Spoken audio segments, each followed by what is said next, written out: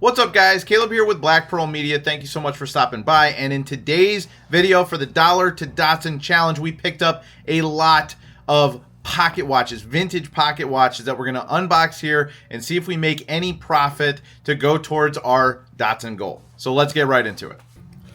All right, guys. So here is the watch lot. We got a whole bunch of pocket watches to go into. I spent a good chunk of change on these, but I think the gamble's going to be worth it.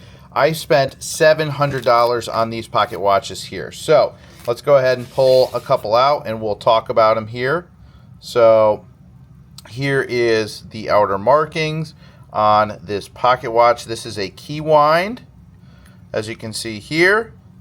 I don't have a key, so I can't test it, but it is really, really nice. This is a Waltham movement. And if we look here, this is an American Watches Co.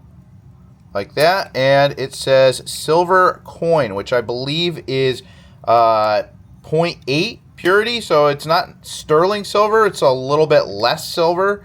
But this is a big, chunky pocket watch. And it doesn't currently, it's not tested. I can't test it because I don't have the keys. And I got to get some keys, and there is a broken crystal here, but I think we're going to do pretty well on this. What do you guys think this is worth? Drop it in the comments. I will do some more research on that one.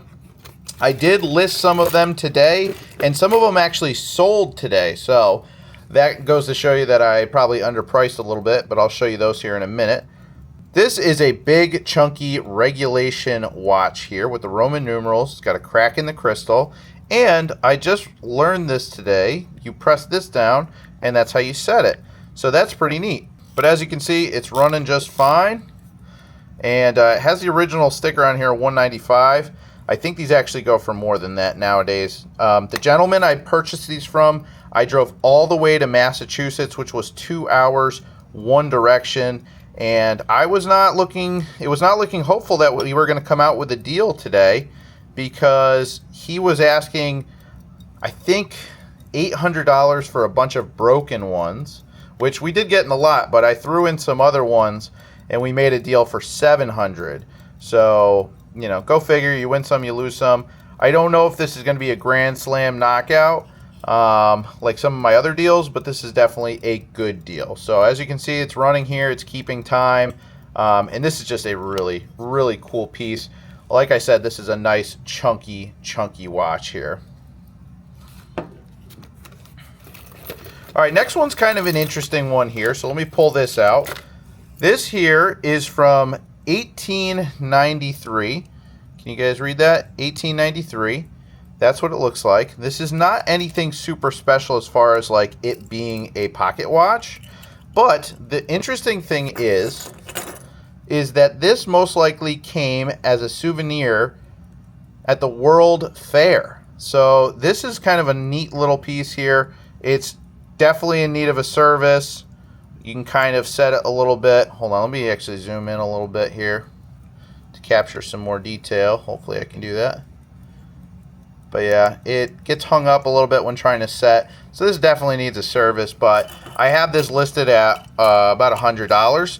And it should sell, even with a project. And the detail on this case is really gorgeous.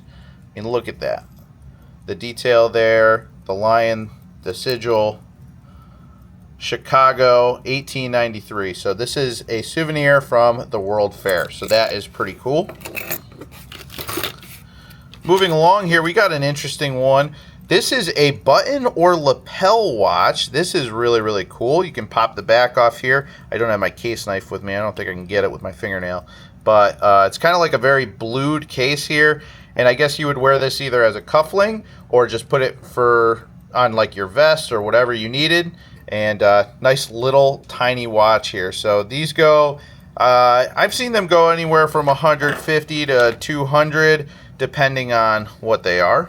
Now, this is one that is this one that sold already or is going to sell? Hold on.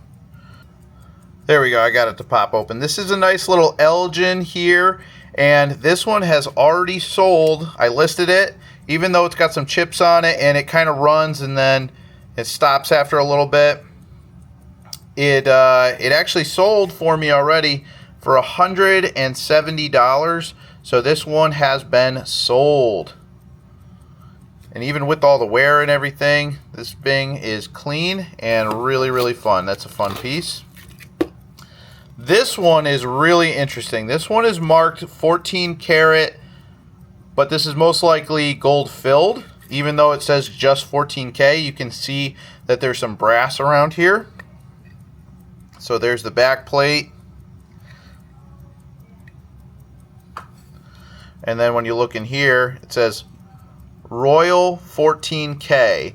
Now usually it would say like 14K limited or limited warranty or something like that, but it just says 14K. But because of the wear on there, that's definitely a gold plate or gold filled. So that's what it is. At least that's what I think it is. You guys can let me know down in the chat. But I have this listed right now for, I think it's like, I have it on auction. I just started an auction today, and I think it's going to be around $270 at the start. I can't remember what I did. But it also has this little 10 karat gold filled pen. So it's like a collapsible pen. You push this in and the tip collapses, and you pull out and it extends. So it comes with this awesome chain as well. So that is a nice, cool little detail there. So that's going to be a good one. That one I've got a lot of interest. Actually, somebody already offered me $400 for it, but I want them to just jump in the auction and just go for it. Maybe we'll get 400, maybe we'll get more, I don't know. So we got this one here. This is a standard watch, pocket watch. Got this locomotive on the back here. This one's not too fancy. This one needs a lot of work. Like I said, a lot of these were projects. This one's also a key wind, which I can't test because I don't have the keys. It's got the New York Standard Watch Co. USA. So this is just a nice little watch. It'll be a nice little project for somebody to work on.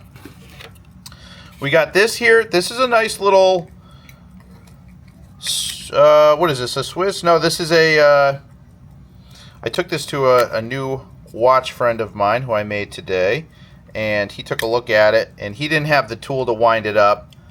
He said all the parts are there, but he doesn't have the tool to wind this up either. So we weren't able to do that, but this is from Liverpool, so this is a UK or silver case watch. So it's got like this reflective side here. So I was like, I think this is copper, and he's like, you know what? I actually think it's thin silver. So I don't really understand how it can have that kind of color, but I don't know. Maybe it's kind of like a plating or something. So if you guys know anything about this coating here, let me know. I like the detail on there. That's a nice little, it's like a lady on there. It's pretty cool. But that's a fun little pocket watch. It's on the smaller side. Now this I've had before. This is an Elgin Deluxe. It's got like that salmon colored dial. Pretty nice. But this one is bound up. So again, another project watch. But I think even as a project, I'm getting a lot of attention on that. And that's listed for almost $200 or maybe a little bit more. So what are you going to do? Now this one, this is an Elgin. This is a smaller Elgin. And this one,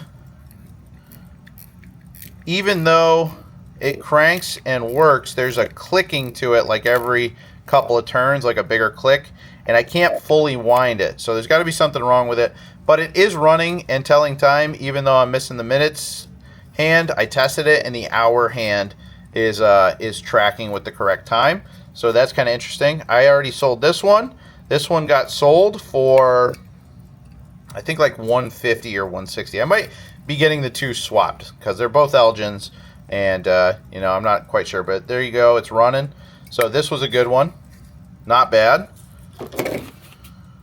We got this Waltham here with the open case back. This is small.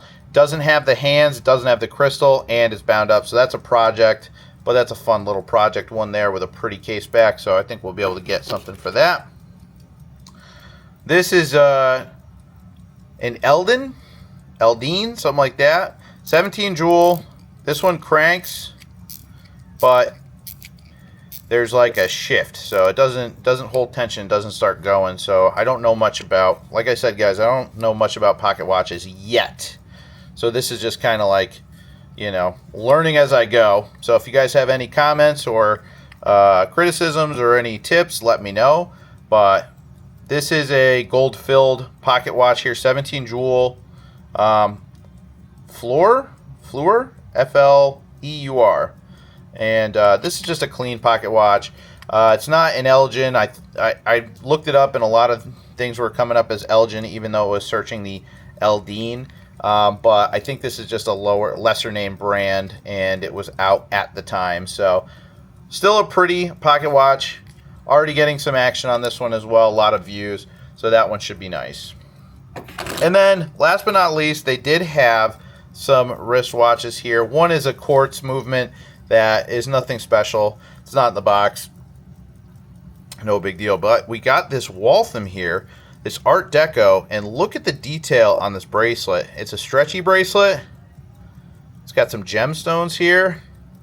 And this is running accurately. It's running accurately.